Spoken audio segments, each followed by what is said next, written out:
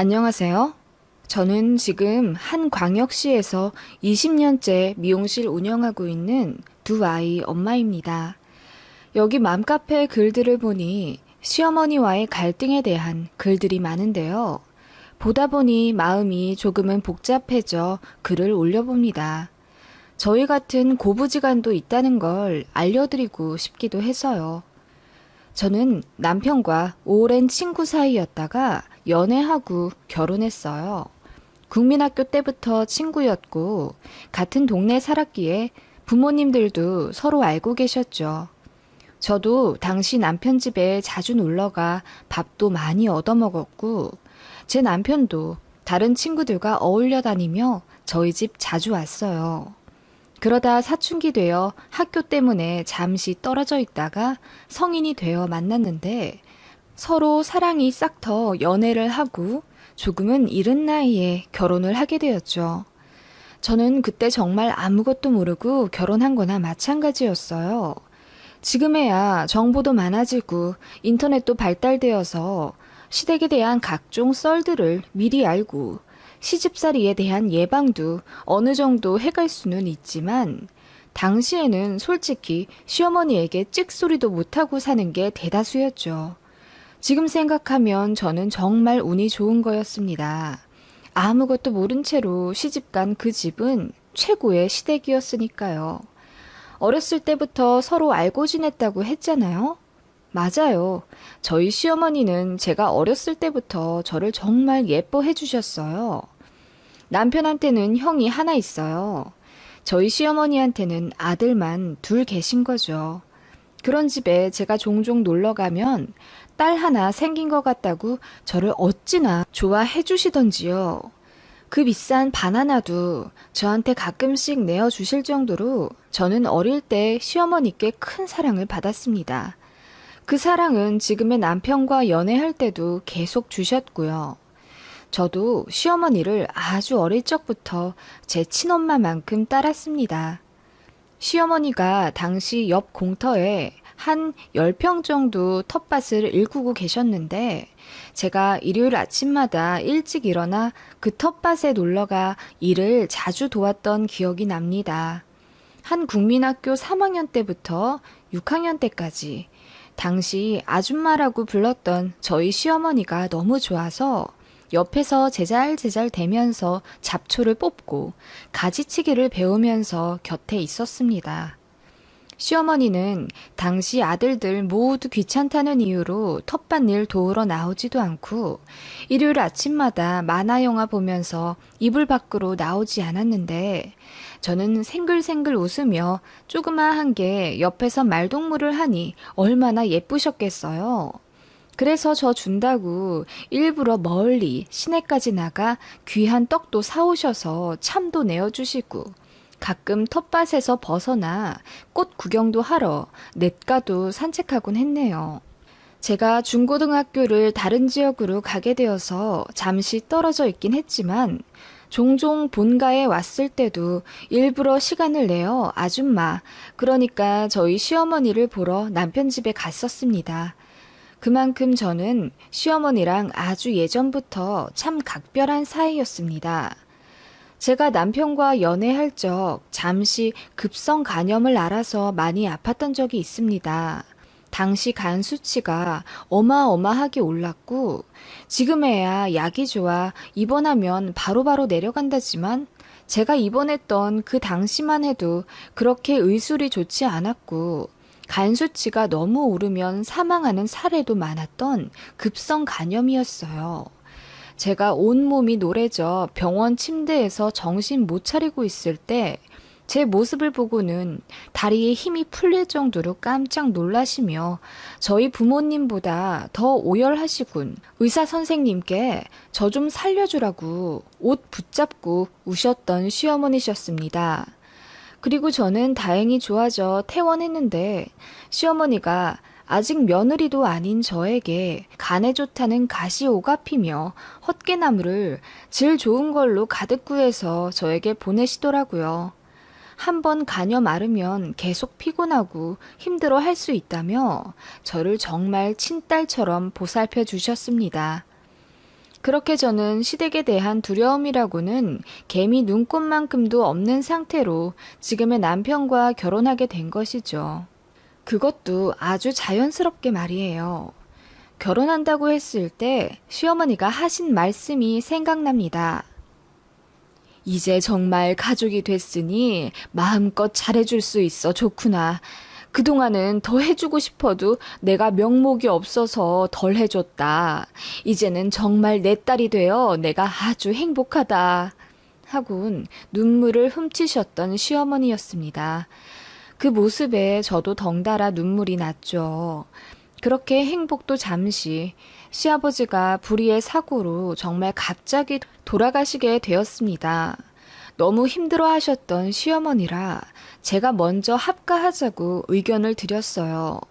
아주버님은 미혼 상태에 한 달에 한 번씩 출장을 나가시며 바쁘게 일하셨기 때문에 어머님을 모실 여력이 안 되었고, 저는 밤에 잠도 제대로 못 주무신 채로 하루하루 살이 빠져 피골이 상접해가는 시어머니가 너무나도 걱정이 되었습니다. 그렇게 제가 거의 반강제로 어머님을 모셔왔어요. 당시 저에게는 첫째 아들이 있었고 1살이었습니다.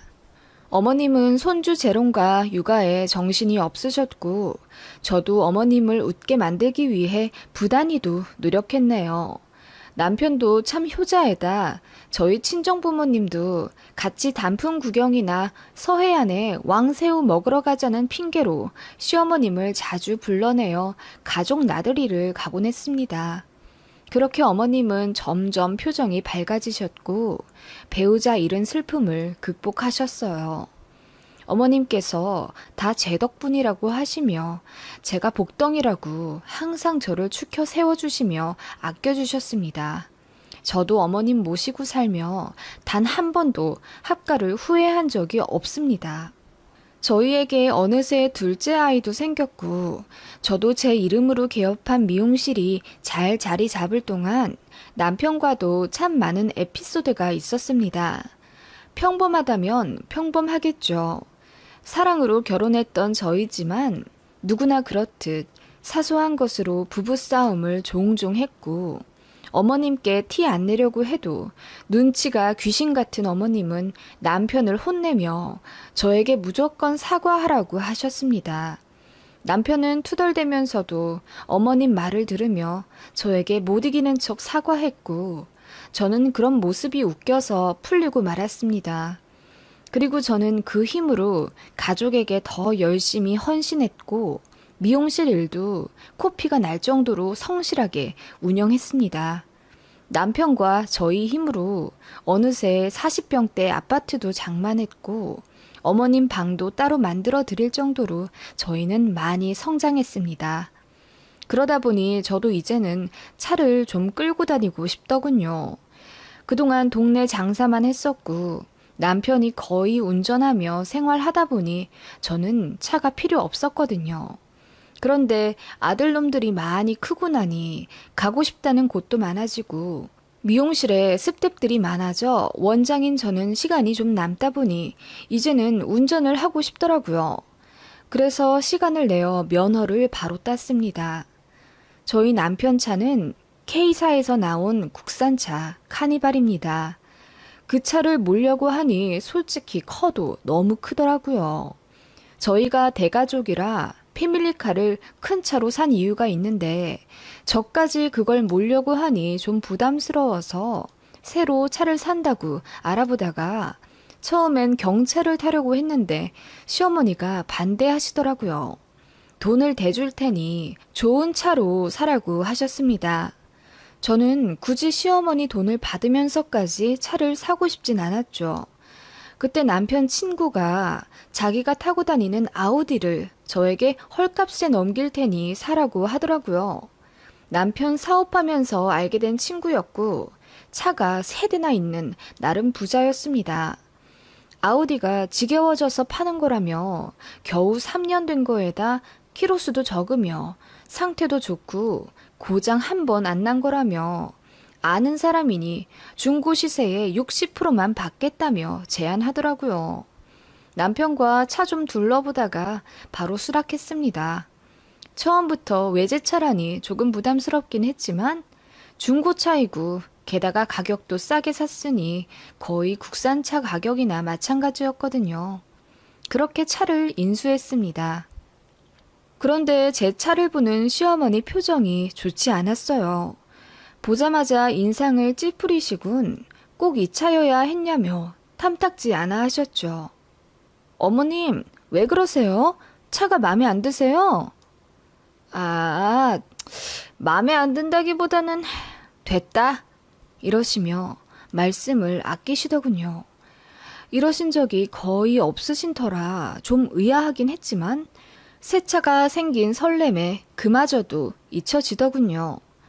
어머님은 그 이후로도 제 차에 대해 안 좋게 말씀을 하셨어요. 종종 어머님을 보조석에 태워드리고 마트에 갈 때가 있었는데 차에 타실 때마다 차에서 안 좋은 냄새가 난다고 하시고 느낌이 별로 좋지 않다고 하셨어요. 저는 아무 냄새도 안 났고 일부러 3만 원짜리 고가 방향제도 사서 차 안에 두었는데도 그러시니 괜히 신경 쓰이더라고요.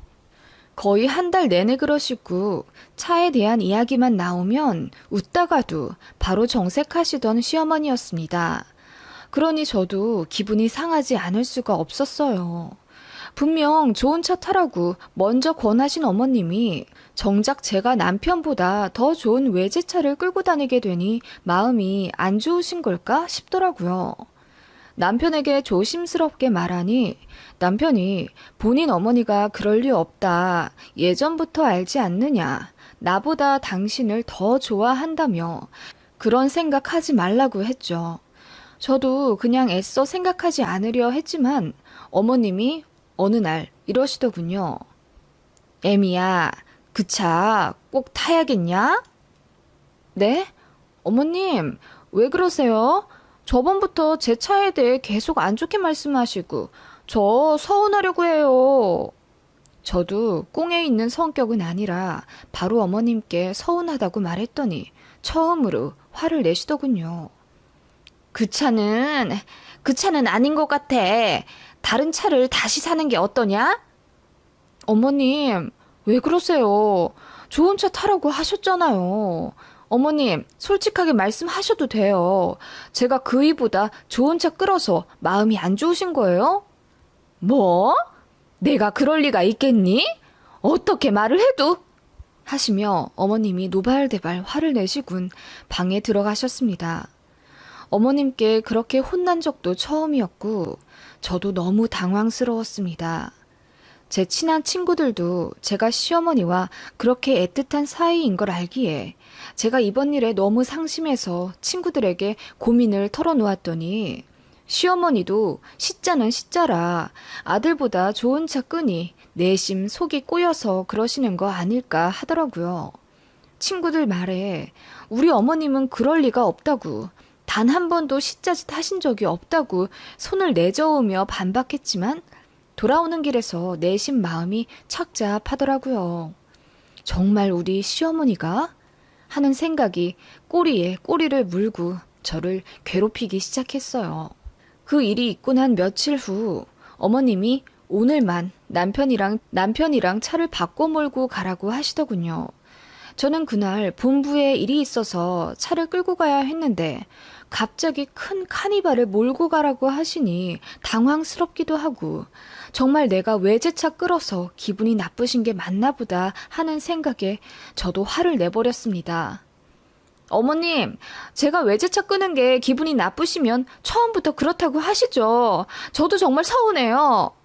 그랬더니 어머님도 뭐라고 반격하실 줄 알았는데 제 남편한테 제 차 키를 넘기시며 무조건 네가 끌고 가라고 하시더군요. 오늘은 무슨 일이 있어도 차를 바꿔 끌어야 한다시며 전에 없이 완강하게 나오셨습니다. 저도 바쁘기도 했고 애들 등교도 겹쳐 있어서 일단 차를 몰고 나오긴 했지만 운전하는 내내 화가 나더라고요. 그렇게 정신없이 핸드폰도 제대로 못 본 채 오전을 보내고 점심쯤 뒤늦게 시어머니께 연락을 드렸습니다. 아침에 화를 내고 나온 게 내심 마음에 걸렸거든요. 어머님, 저예요. 아침에 화내서 죄송해요. 그런데 저도 저 나름대로 기분이 에미야, 네 차 폐차시켰다. 네? 제 차를 폐차하셨다고요? 너무나도 기막힌 그 말씀에 저는 어안이 벙벙해 아무 말도 할 수가 없었어요. 하루아침에 제 차가 폐차되었다니. 저는 너무 놀라서 어머님께 화조차 낼 수 없었습니다. 어머님은 저를 달래듯 이어 말씀하셨어요. 집에 오면 다 말해줄 터이니 오늘은 일단 아범차 끌고, 응? 미리 말 안 하고 폐차시킨 건 내가 정말 미안하다. 하시며 전화를 끊으셨습니다. 놀라서 남편에게 전화를 걸었더니 남편도 이미 알고 있더라고요. 맞아. 당신 차 그렇게 됐어. 미안해. 뭐? 미안해? 아니, 어머님이 아침부터 갑자기 차 바꿔나가라고 하시더니 당신도 알고 있었던 거야? 짜고 치는 고스톱도 아니고. 뭐야, 정말? 사실은, 아니다. 얘기가 길어질 것 같으니 집에 와서 얘기하는 게 좋겠어. 오늘 마감하고 내가 데리러 갈게. 그렇게 끊긴 전화에 저는 어안이 벙벙했고 일단 예약 손님 때문에 정신없이 샵에 가서 마감을 하고 집에 왔습니다. 남편과 어머님은 저에게 일단 앉아보라고 하셨고 저는 얼굴이 벌개진 채로 흥분하며 왜 그랬냐고 따졌습니다. 그게 말이다. 한숨으로 시작하신 어머님. 이어 하신 말씀들에 저는 놀라서 입을 다물 수가 없었고 소름이 가시질 않더군요. 제가 차를 알아보기 시작할 때쯤부터 어머님은 거의 매일 가위를 눌리셨대요. 잠을 자면 돌아가신 아버님이 나와서 매섭게 저희 가족을 노려보셨답니다. 그리고는 어머님께 손가락질을 하며 뭐라 화를 막 내셨대요. 그런데 그 말씀을 알아들을 수가 없었고 무엇보다 아버님 표정이 너무나 무서워서 어머님도 겁을 먹으셨다네요. 그런 악몽을 거의 매일 꾸신 나날 중 제가 차를 바꿔 타고 본부에 가야 했던 그 전날 밤 아버님의 그 알아들을 수 없던 말이 드디어 해석이 되셨답니다. 며느리 살리려면 그 차를 버려. 그 차에 몹쓸 게 붙어 있다고. 아버님은 그렇게 매일 어머님 꿈에 나타나 호통을 치셨던 거고 계속 차를 버리라고 하셨던 거래요. 생전 꿈에 나오지도 않은 남편 꿈인데 그렇게 오싹한 내용으로 나오니 어머님도 마음이 계속 무거우셨던 거죠. 제 차에 뭔가 문제가 있다는 것 같은데 과학적인 얘기도 아니고 고작 어머님 꿈이니 그렇지만 그냥 넘기기엔 한 달 가량을 계속 같은 내용으로 눌리니까 어머님이 아무래도 이상하다 싶어 남편에게 말을 하셨답니다. 점검이라도 제대로 받아보라고. 그랬더니 남편이 이미 차 인수 받기 전에 아는 공업사 가서 다 받고 인수 받은 거라고 했더니 그럼 다른 데 가서 다시 받아보라고 하셨답니다. 미리 말해두면 제가 거절할지도 모르니 모른 척하고 있다가 당일날 차 바꿔서 바로 공업사 가라고 그렇게 제 차와 남편 차를 바로 바꾸신 뒤 어머님은 남편과 함께 공업사에 가셨대요. 그리고 제 차에 대한 점검 결과는 놀라웠습니다. 제 차는 침수차였던 겁니다. 차에 침수가 되었던 흔적이 있는데 모두 인위적으로 덮어 놓았다더군요. 그 말에 남편이 화가 나 차를 넘겨준 그 친구에게 전화를 걸어 신고하겠다고 화를 냈고 모든 정황이 드러났습니다.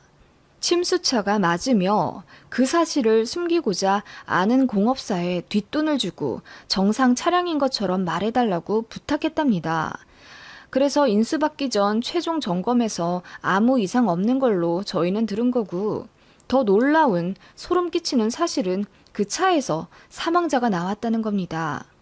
남편에게 차를 넘긴 그 사람은 알고 보니 내연녀가 둘이나 있는 바람둥이였고 그중 가볍게 만나고 있던 한 여자와 밤에 저수지 근교로 놀러 갔다가 엑셀을 잘못 눌러 저수지에 그만 빠지게 된 거였죠. 그 사람은 스마트폰 모서리를 이용해 창문을 깨고 바로 빠져나왔지만 그 내연녀는 안전벨트도 못 풀고 문도 못 연 채로 그렇게 익사했다더군요. 그런 차를 그 사람은 지인에게 판다는 이유로 60% 할인한다는 그럴듯하게 현혹해서 저희에게 팔아 넘긴 것입니다. 아니나 다를까 차량 내부에 결함이 많아 만 킬로도 제대로 못하고 고장날 뻔했다며 고속도로로 안 나간 게 다행이라고 했다더군요. 남편은 그 길로 화가 나서 바로 경찰서에 그 사람과 문제의 공업사를 신고하고 사기죄로 접수하고 돌아왔다고 하더라고요. 시어머님은 제 손을 잡으며 진작 말 못해서 미안하다고, 제가 차 생기고 나서 너무 설레어 하니까 확실하지도 않은 얘기 꺼내서 기분만 상해할까봐 말 못했다고 하시더군요. 그리고 알 수 없는 냄새가 난 건 정말이셨대요. 어머님의 저에 대한 각별한 사랑으로 무어라 설명하지 못할 그런 본능을 느끼셨던 모양입니다. 앞서 말했듯이 어머님이 눈치가 정말 백단이시고 직감이 너무 좋으세요. 돌아가신 아버님이 저를 지켜주려 하셨을 수도 있고요. 저는 시어머님을 붙잡고 감사하다고 울었습니다. 그것도 모르고 저는 우리 시어머니는 좀 다른 분이라고 생각했는데 역시 어쩔 수 없는 시어머니구나 생각하고 실망했거든요. 정말 죄송하다고 했고 어머님은 충분히 그럴 수 있겠다 하시며 저를 이해해 주셨습니다. 그리고 남편은 어머님께 정말 많이 혼났다고 하더라고요. 제대로 알아보지도 않고 와이프한테 그런 차를 타게 했다면서 아무리 싸도 그렇게 덥석받으면 어떡하냐면서 아주 혼쭐을 내셨다고 해요. 그리고 이제 다시는 중고차 사지 말고 새 차 사라고 하시며 돈을 주신다고 하셨어요. 안 그래도 모아둔 돈이 꽤 있고 이 돈 싸가지고 저승 갈 것도 아닌데 같이 지낸 세월도 오래고 이제 이 정도는 저에게 주고 싶다고 진심으로 말씀하셔서 저도 그 뜻 감사히 받아 그걸로 국산 준중형 승용차를 뽑았습니다. 그리고 아주 행복하게 끌고 다니고 있어요. 전에 타고 다니던 외제차보다 훨씬 편하네요. 어머님은 참고로 그 이후에 악몽 꾸신 적이 없으시고 편안하게 잠 주무세요. 저에게 차 인수한 그 남자와는 아직도 고소 진행 중이라 골치 아파하고요. 남편은 아는 사람에게 그렇게 당했다는 게 화가 나서 선처는 절대 없다고 합니다. 아무튼 이런 일이 있었답니다. 저희 가족은 그 일을 계기로 더욱 끈끈해졌고요. 저는 시어머님을 전보다 더 많이 신뢰하며 존경하고 있습니다. 이런 고부관계도 있어요. 어쩌면 친모녀 사이보다 더 애정이 깊을 수도 있다고요. 모두들 행복한 가정 되시길 바랍니다.